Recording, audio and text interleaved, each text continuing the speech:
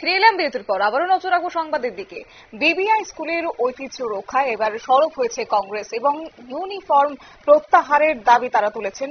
কার্যত উত্তর জেলার ঐতিহ্যবাহী বীর বিক্রম ইনস্টিটিউশন স্কুলের রাজ্য সরকারের নতুন ইউনিফর্ম কোডের আওতায় আনা সিদ্ধান্তের বিরুদ্ধে এবার সরব হয়েছে জেলা কংগ্রেস এবং এক প্রতিনিধি দল প্রিন্সিপালের কাছে ডেপুটেশন দিয়ে অবিলম্বে সিদ্ধান্ত প্রত্যাহারের দাবি জানিয়েছে। কংগ্রেস নেতৃত্বের অভিযোগ তুলে ঐতিহ্যের কারণে 4টি স্কুলকে ছাড় দেওয়া হলেও শতবর্ষী বিবিআই স্কুলকে বাদ রাখা হয়েছে, যা বৈষম্যমূলক।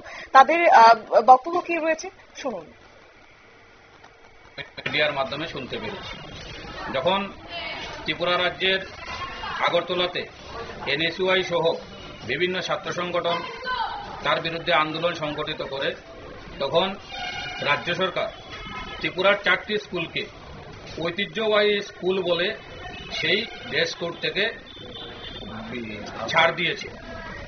কিন্তু ধর্মনগরের বিবিআই স্কুল এই 4টি স্কুলের মধ্যে নেই।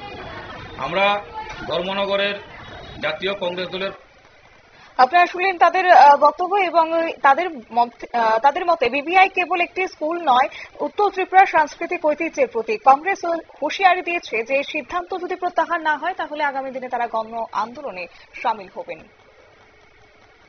নিয়ে বিশেষ একটি বিজ্ঞাপন বিরতির সঙ্গে থাকুন।